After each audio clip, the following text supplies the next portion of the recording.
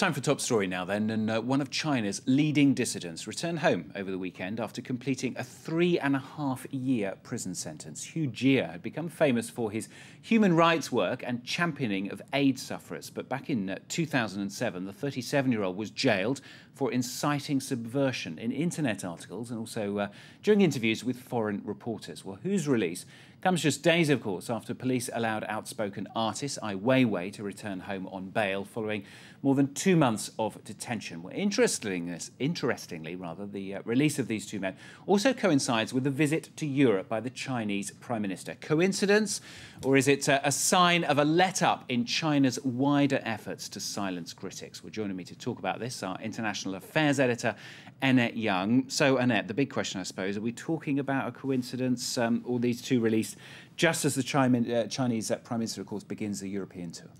Well, it certainly would appear that way, since, as you say, Wen Jiabao has just begun his European tour. He's in Britain at the moment. He's going to be meeting with British Prime Minister David Cameron. Then, after that, he's heading off to Germany.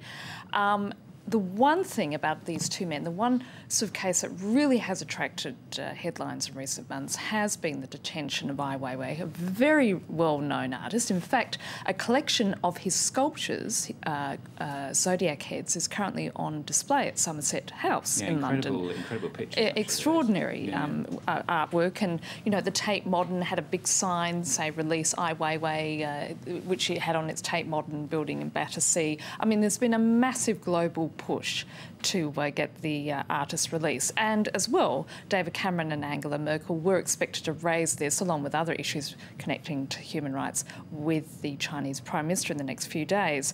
Others, however, argue that the reason why, in particular, Ai Weiwei's release came through was that he had complied with the authorities.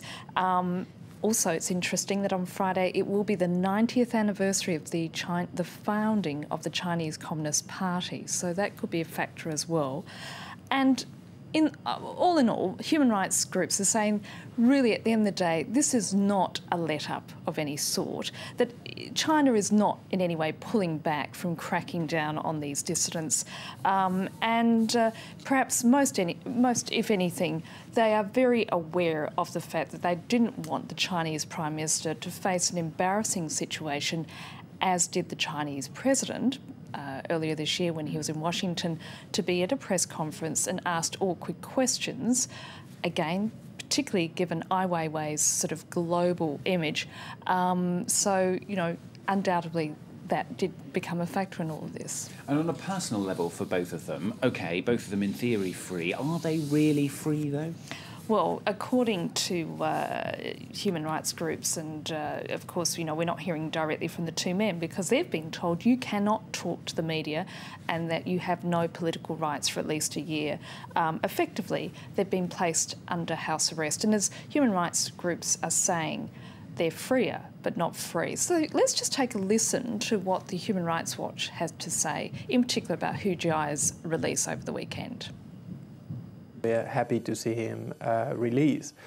The problem is we're not sure that he's going to be genuinely released to freedom, but rather that he's going to be again under some form of limitation of his freedom, such as house arrest or some sort of monitoring and harassment by the authorities. So as you can see, they're not going to be able to speak out. And effectively, what's happened is that their homes have become prison cells as such, which makes it rather convenient for Chinese authorities who can turn to the West. Look, we haven't put them in jail. They're back in their homes. But the reality is they cannot speak. They're incommunicado. This seems to be the procedure for a lot of these dissidents. Another person who sort of has been treated in the same way is grassroots lawyer Chen Guangjing. OK, well, widening the whole issue out, 6 months ago, there were or maybe a little bit more than 6 months ago, but roughly 6 months ago, there wouldn't have been many people who would have predicted what's happened in the Arab world. Could we ever see such an uprising, do you think, in China?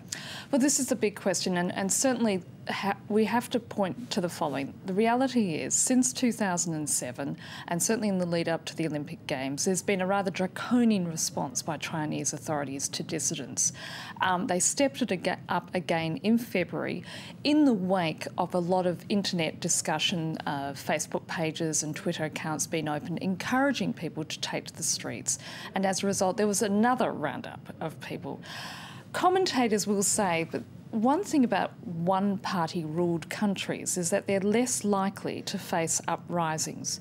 So as a result, the odds of something like this happening in China is extremely unlikely. But, you know, the thing is, the Chinese middle class is growing. It's 300 million at the moment. It's expected to be double that by 2025.